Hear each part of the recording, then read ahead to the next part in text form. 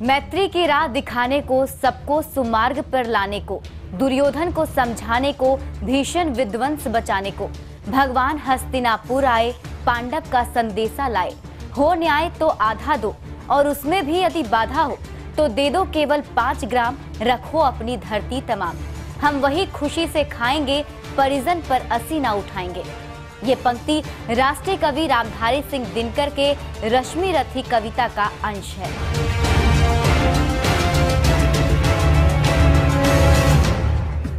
ऐसे समय में जब देश के अधिसंख्य लेखक राजनीतिक विचारों के आधार पर बुरी तरह विभाजित हैं, जब लेखन और भाषण भी अपने अपने राजनीतिक खेमों की सुविधा को ध्यान में रखकर किए जा रहे हैं, जनता से जुड़े मुद्दे को उठाने में भी राजनीतिक दलों के नफे नुकसान का गणित लगाया जा रहा है।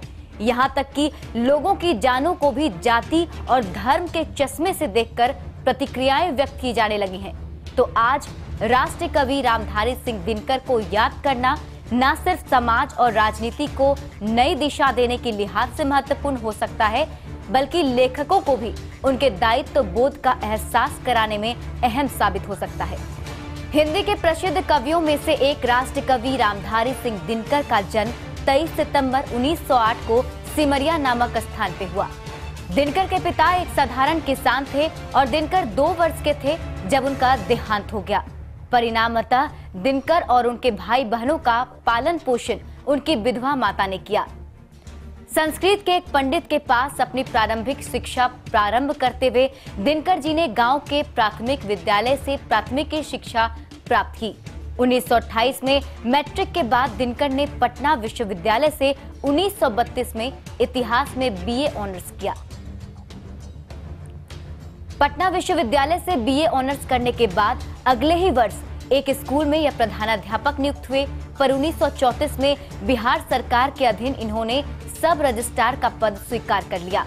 लगभग 9 वर्षों तक वह इस पद पर रहे और उनका समूचा कार्यकाल बिहार के देहातों में बीता तथा जीवन का जो पीड़ित रूप उन्होंने बचपन से देखा था, उसका और तीखा रूप उनके मन को मथ गया।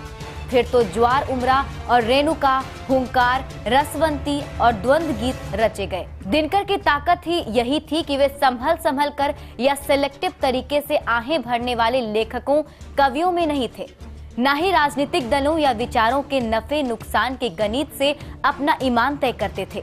मानव पात्र के दुख दर्द से पीड़ित होने वाले कवि थे। राष्ट्रहित उनके लिए सर्वोपरि था। शायद इसीलिए वह जन जन के कवि बन पाए और आजाद भारत में उन्हें राष्ट्र कवि का दर्जा मिला।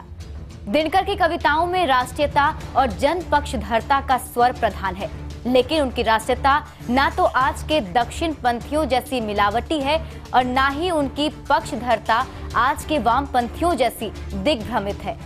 लिहाजा किसी एक विचार के खांचे में फिट बैठने वाले कवि वे नहीं थे। वे थोड़े से मार्क्सवादी थे तो थोड़े से गांधीवादी भी, थोड़े से राष्ट्रवादी थे तो थोड़े से समाजवादी भी, थोड़े से क्रांति धर्मी थे और थोड़े से परंपरावादी भी। जहां जो अच्छा लगा उसे ही ग्रहण कर लिया। वे हर विचार की प्रासंगिकता को भारतीय समाज और संदर्भों में तौलते हैं और उसी हिसाब से उसका व्यवहार तय करते हैं। इतना ही नहीं, भारत चीन युद्ध के बाद दिनकर जी की राय काफी हद तक कम्युनिस्टों के प्रतिकूल हो गई। आखिर थे तो वे मूल रूप से राष्ट्रीयता के कवि ही।